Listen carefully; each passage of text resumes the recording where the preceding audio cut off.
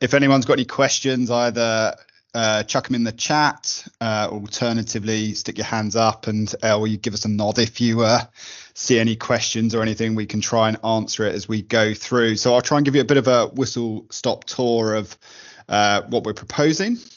Very much welcome your feedback, and then we can take any questions as well at the end, or we can try and do it throughout as well. So yeah, we'll talk a little bit about small-sided hockey. We'll talk about the sort of festivals we're proposing, and then the various sort of training resources, next steps, and so on, and everything we've got for you. So that's the sort of quick order of play.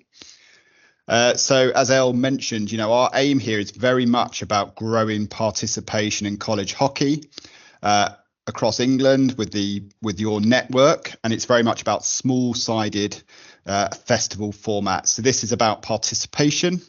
We're not so much worried about the best players. I'm sure they've probably got lots of hockey activity already in their local clubs. So this is very much a participation-based initiative to get, more people playing the game.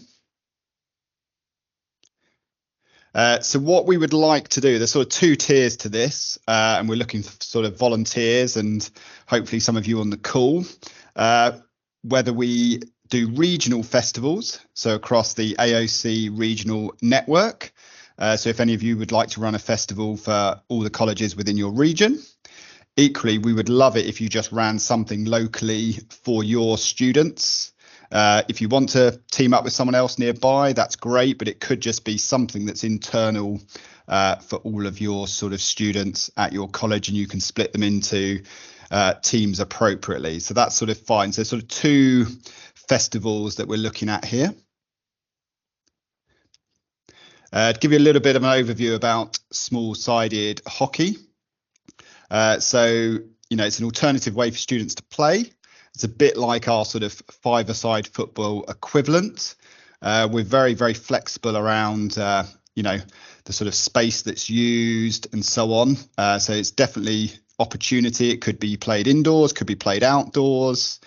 We do have a slightly different ball that can be used, but it's very much, sort of a sort of quick fire version of hockey. Very, very flexible. We've got a little video to sort of explain it all a little bit more. So hopefully the sound will work. We just tested it.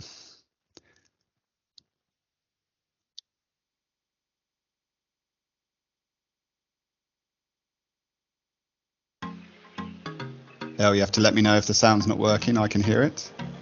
Small-sided hockey is hockey's version of five-a-side football with flexible team sizes. With only a few simple rules and no need for goalkeepers, the game is quick to set up and play.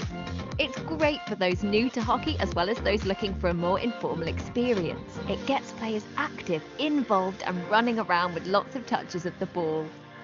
The game can be adapted to suit the numbers, space and surface available. Team sizes are flexible. It can be played indoors or outdoors with a traditional hockey ball or a larger and lighter ball, and with any type of goals.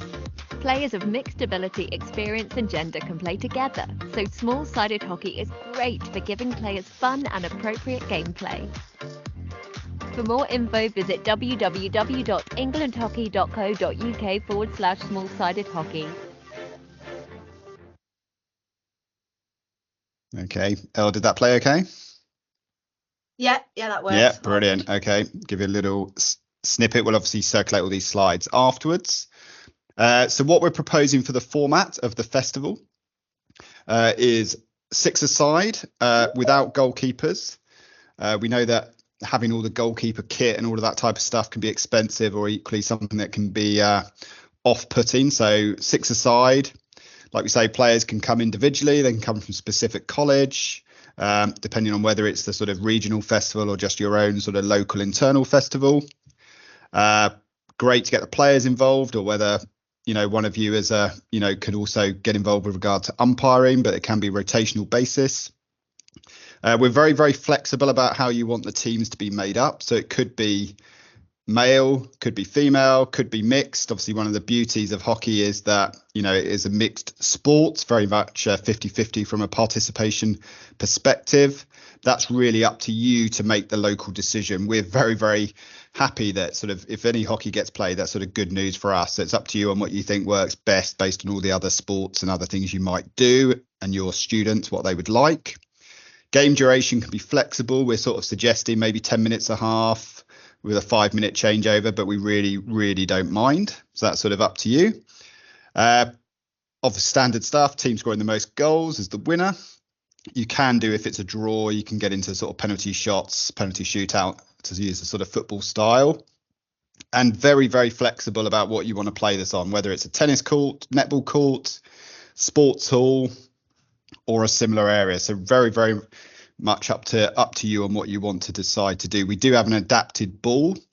So, we'll show you at the end of the sort of slides, there's a sort of link to where you can order some of the equipment if you like. But if you want to play with a tennis ball, if you've got a hockey ball, it's obviously up to you to think from a sort of health and safety point of view, what you think is sort of best. But we're definitely flexible with regard to the sort of equipment. But yeah, 6-a-side without goalkeepers is our proposal.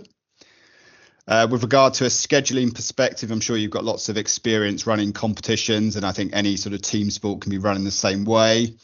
So we would suggest round robin, and then you could go to a sort of a second stage if you want, but really just getting everyone playing lots and lots of matches would be the best thing in that sort of short format. But we've got some templates for you, but I'm sure you've probably all got a lot of experience running sort of similar competitions in other team sports. A few little bits around student experience. This is a bit optional, sort of up to you, but if there's anything around, sort of standard posters, designed up, sort of social assets and stuff, we have got links to with regard to small-sided hockey. So we've got a few things to help you there. If you can use music, creates a bit more of a sort of relaxed atmosphere, or that's also would be a good thing. And any other 3Bs or things that you can sort of do subject to what the students would like, which you all know best, or whether it's just for them just to come down and play. These are just sort of optional little extras if you're keen. I don't know if Chris has joined, Elle, or not. I can't see, but whether he wants to go through the resources. No, he doesn't seem to join. Okay, that's all right. I'll keep going. So like I mentioned, we have got various sort of digital assets, as you can see here on our sort of marketing portal that anyone can sign up to. So there's things around small-sided hockey that you can use. There's equally more specific rules about small-sided hockey and how to set up. But we are very, very flexible, but we can make sure this is circulated afterwards. On our sort of digital hubs as well, if you do want to order the equipment, like I say, we do have a ball that we use for sort of beginners, which is a slightly bigger ball. You can order that, but we're flexible with regard to what you would wish to use. So lots of resources there to help you if you wish, but we're definitely very, very flexible. This is the sort of last main slide, but where we're at, obviously, great that you've all attended today, and then we've got a lot of people on the call. We will send out a sort of sign up form afterwards. So we're very keen to know who's interested in doing it, whether you want to do a regional festival and invite others, or whether you just want to do something for your own students. So we'll send a form out. I think it's similar to what you've done before. We'd love the festivals to take place from February to May, any time during that. And we'd love you to share your photos. So if you do, run a hockey festival, small-sided hockey festival, tag us, England Hockey, tag the AoC Sport team as well, and that would be great. And what we're saying is that if you do run a festival during that period, if you let us know that you've run it, we're obviously keen to track, but very basic tracking, just if you have 4 teams turn up or 5 teams turn up, it'd be great for us to have that sort of really basic information and see a picture. We will invite all of you as organisers who have run a festival to our Pro League competition, which takes place at Lee Valley, so on the Olympic Park. It's an Olympic Legacy Stadium. Both the GB teams over the weekend have been on BBC sort of iPlayer. They've both qualified for the Olympics, and their last tournament is in London on the 1st to the 12th of June, and we're doing a community partner day on the 6th of June. So we would invite you along, come and watch some of the hockey, see some of the international matches, and we'll give you sort of hospitality and so on that day. So, it'd be great as a little bit of a sort of thank you from our point of view, that if you do run a hockey event, you can come down and enjoy watching some good international hockey just before the Olympics. We've got various other sort of slides here, which we'll send around with a bit more of a checklist going into the details and so on.